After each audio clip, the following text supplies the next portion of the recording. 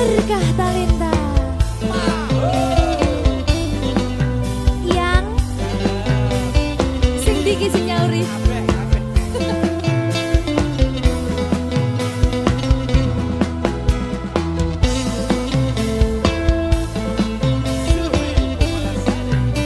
Iya yang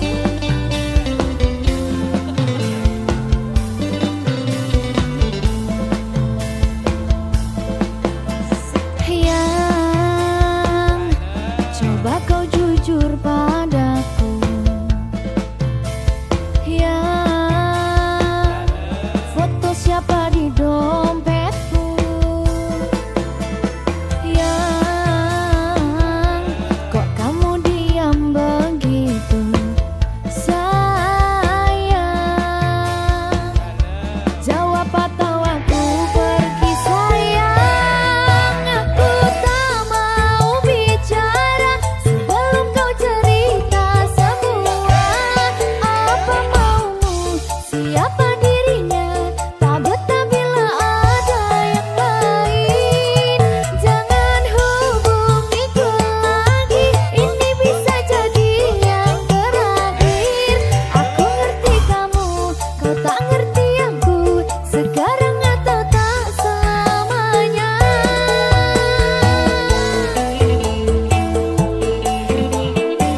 Ayo.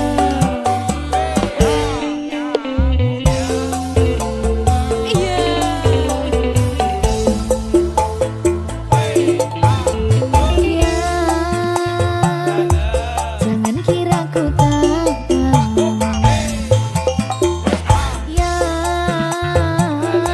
tak mudah kau bodohiku,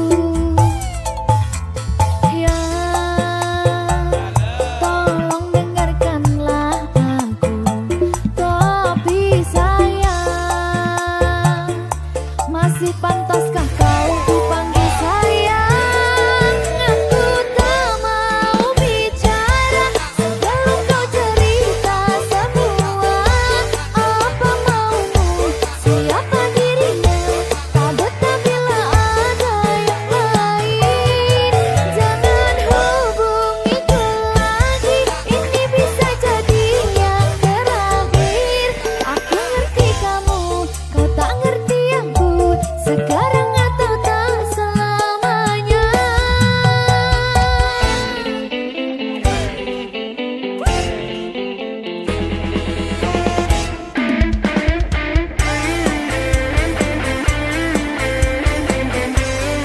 Mr. Magic.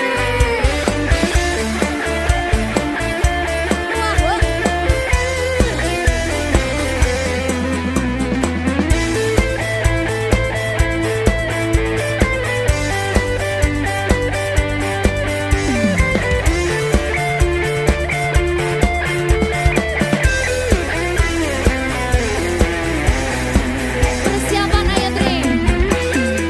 Sayangku mau bicara dan ku akan cerita semua apa mauku, siapa dirinya, karena memang tak ada yang lain.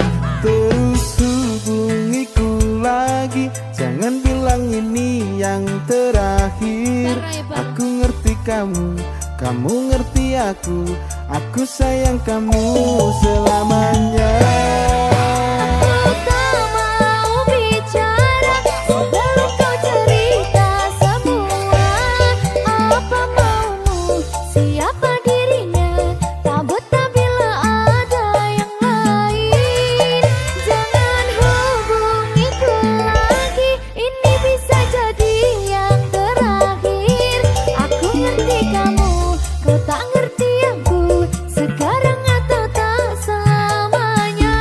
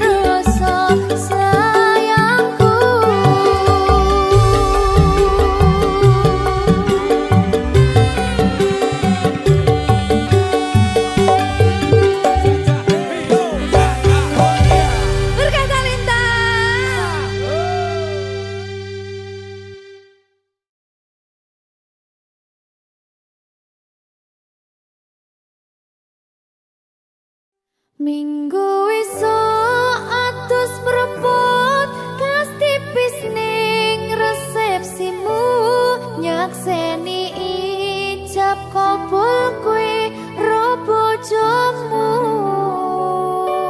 statusku biyen pacar saiki tamu undangan kelangan kowe aku oleh ijol prasmanan. Ya, berkata Linda. Ya,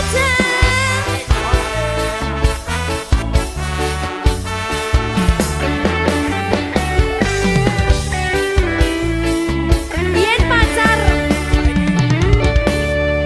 rasane bingung isih ra percaya telung sasi wingi aku isih pacarmu jebul saiki ono wong liya rada sedih pengen nangis tapi kok wagu awale indah kini berantakan kabeh cerita mbok rampungi nganggo undangan aku gagah teko ning resepsinan kowe sesandingan tak tinggal nyanyi dangdutan aku ngerti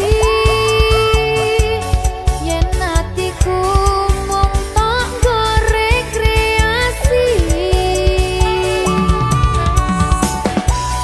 aku sadar ku relakan walaupun sedikit ambiar minggu esok atus propot kas tipis ning resepsimu nyakseni ijab kabul kowe ro bojomu statusku biyen pacar saiki tamu undangan kelangan kowe aku oleh ijol prasmanan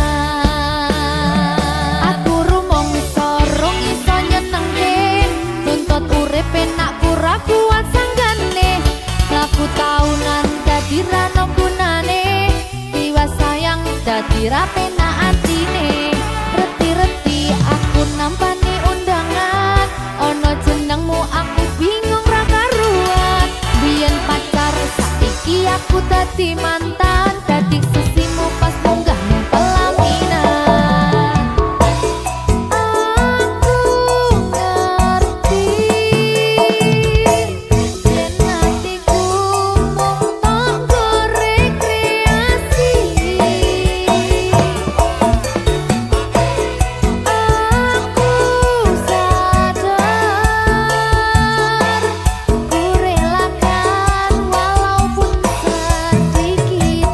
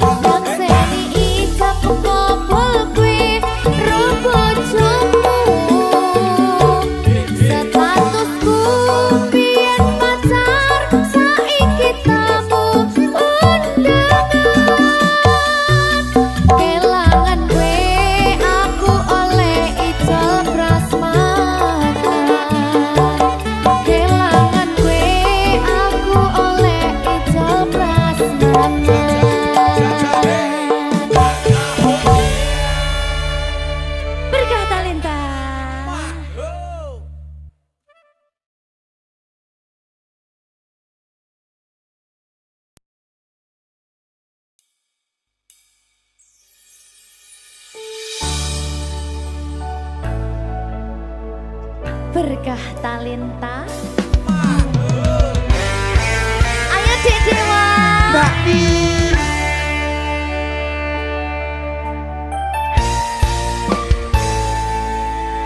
Sampun boten enten tenagane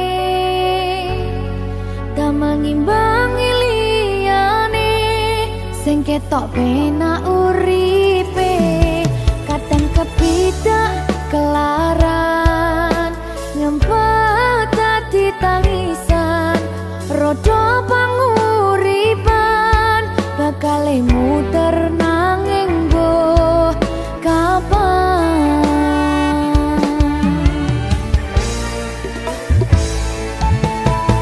sopo to sing pengen koyo ngene terlahir sugih bondo sadar aku kalah rumpo terserah kowe sayang ro aku ora aku ra maksa tapi yen wis bahas tresno sing jelas aku sing selalu ono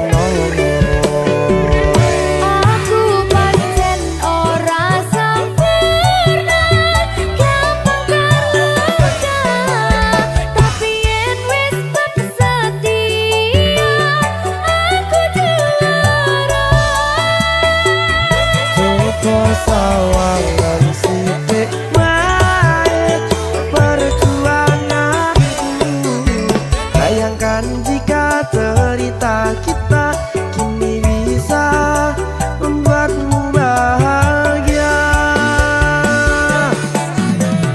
pancen nasibku lahir dadi wong kere uripku serba susah sadar kalahanane pengen cinta-cintaan ben padha karo liyane tapi sadar diri aku ra bisa piye-piye nyanding kowe butuh keragat sedangkan aku iki wong larat wis kalah rupa ra sugih bondo cintaku nekat pahitan kedene rasa aku pancen ora sempurna gampang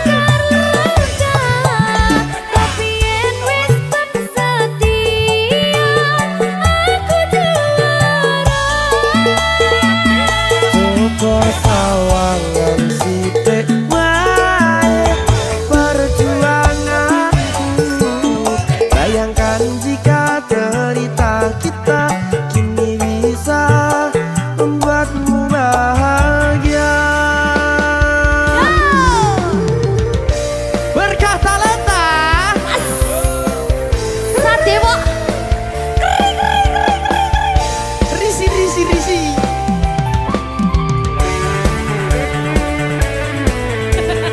aku ngerep iki ayo kenapa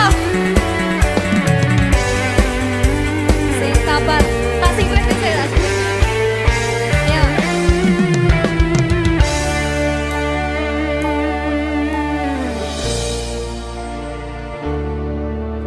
sabar mentalnya ditoto sih bener nih bener nih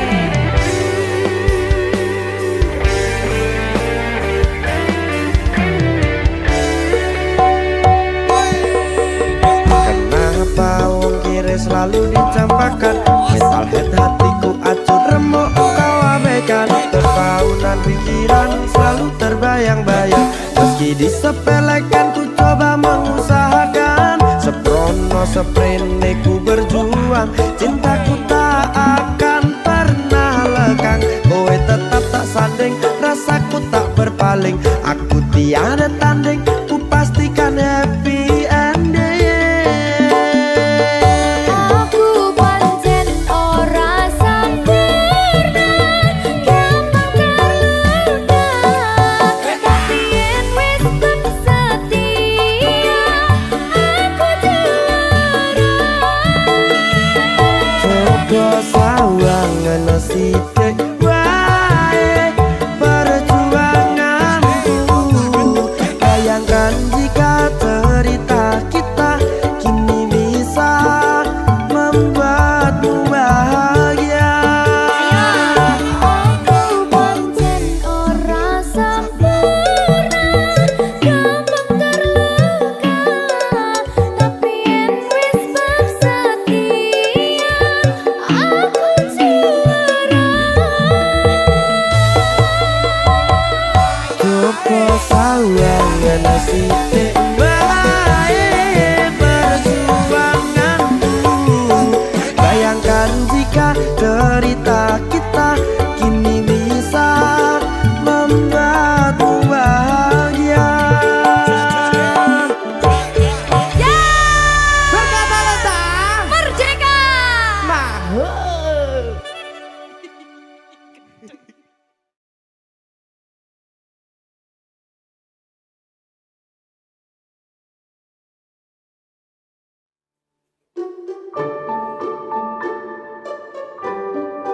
Mas Dewa, sing sabar ya.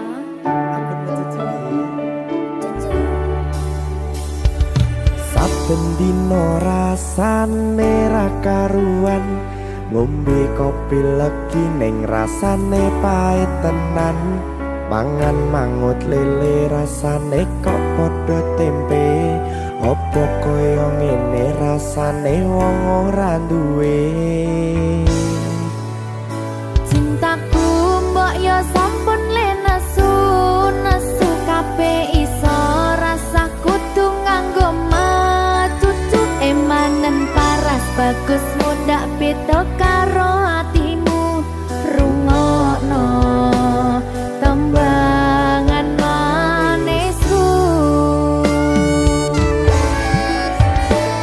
Sayang ngapunten saestu, yen durung saged nuruti apa karepmu, tapi aja sumelang ana dina liyane, bakal tak upayake mbuh kepiye carane. Tresnoku ora bakal luntur, sayangku ora Janji. bakal goyah senajan kahanane bubrah. Aku bakal setia, ora mungkin mendua. Matur suwun sampun ana ngancani neng saben dina. Berkah talenta. Ampun mecucu nggih sayang. Aduh.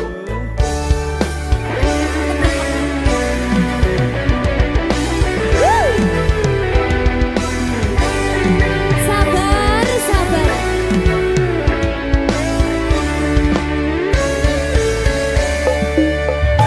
Cintaku mbok yo sampun le nesu, nesu kabeh iso rasa kudu nganggo matutu. Emanen paras bagus mundak beda karo atimu.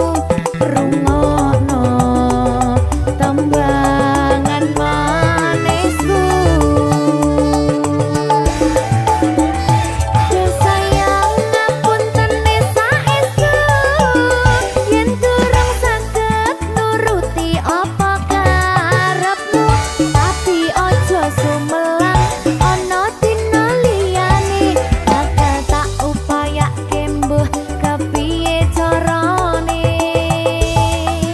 Tresnoku ora bakal luntur, sayangku ora bakal goyah senajan kahanane bubrah.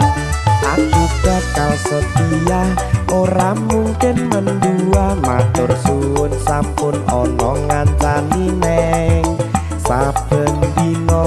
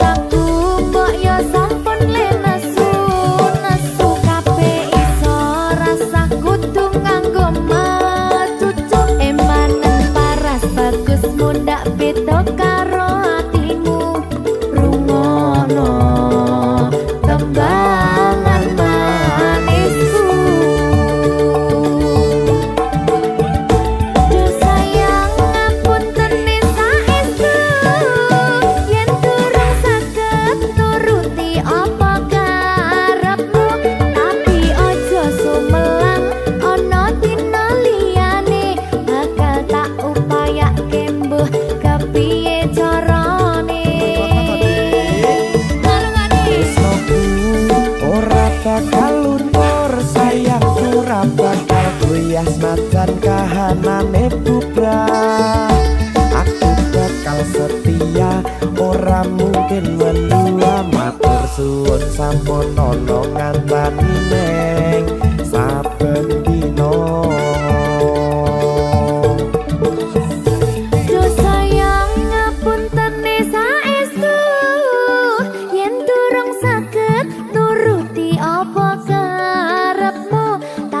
Ojo sumelang ana dina liyane bakal tak upayake mbuh kepiye carane. Tresnoku ora bakal luntur, sayangku ora bakal goyang senajan kahanane bubrah. Aku bakal setia ora mungkin mendua. Matur suwun sampun ana ngancani neng saben dina. Aku bakal setia ora mungkin mendua. Matur suwun sampun ana ngancani neng saben dina. Berkah talenta.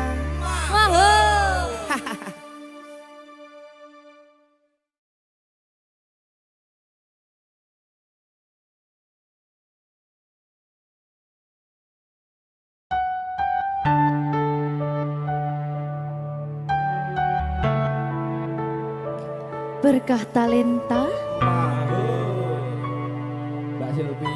Oleh nangis ora aku? Aja. Aja ya. Sedih. Sing manut wong tua, pancen ngegoni wong tua iki jelekane ngono. Iya, Ya ta? iya. Sabar ya.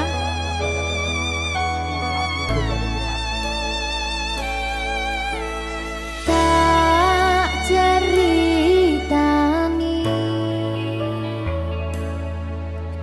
cerita sing paling larani nalika bapak lunga ninggalke keluarga. Nelongso nanging kudu tak terima. Sing gawe tambah loro wong tuwa ana kaya ra ana. Ngendi kasih sayangi sing kaya cah liyane. Bapak ibu bingung dewe-dewe yen pancen kudu pisahan. Ojo nganti anak dadi korban berjuang tinggalan dhewean.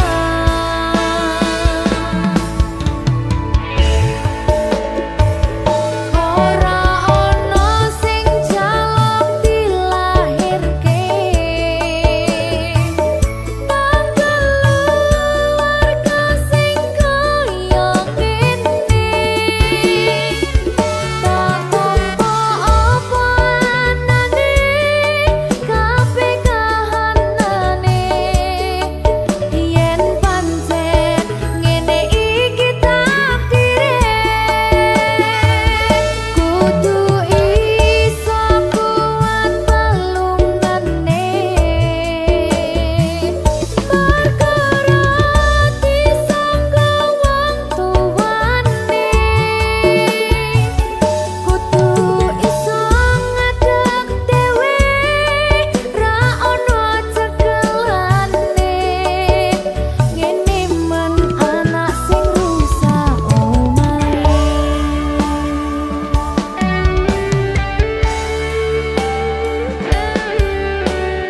Ngene men nasibe dhewe. Kamu siapa yang menanya? Terus dia.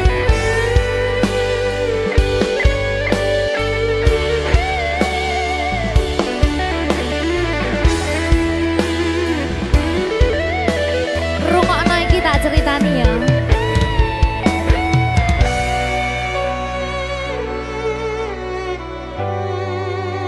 Berkah talenta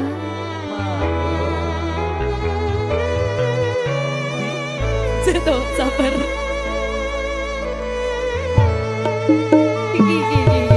Yen pancen kudu pisahan, ojo nganti ana dadi korban berjuang ning dalan dhewean. Ora esek-esek. Ora ana sing jaluk dilahirke nang keluarga sing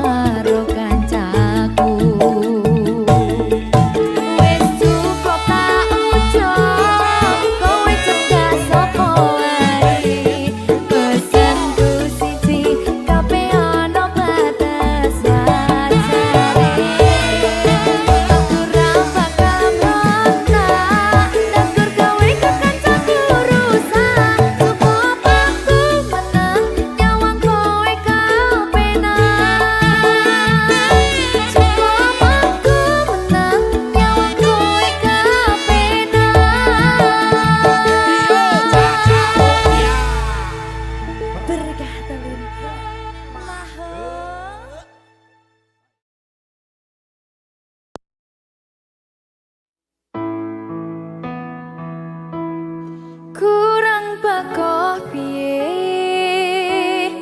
kok larani tetep ning kene kok sia-siake aku tetep perlu kowe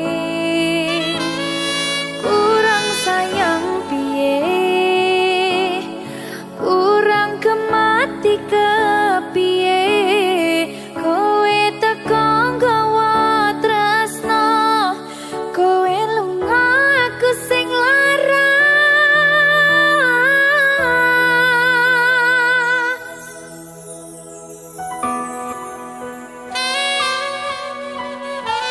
berkah talenta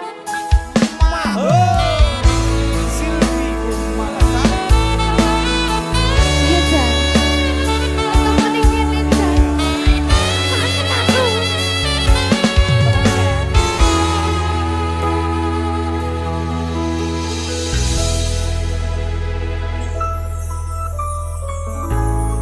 isih kerep sok kelingan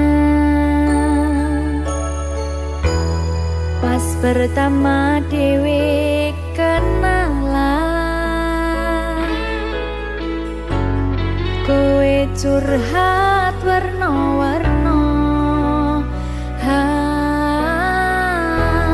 saiki mung kari cerita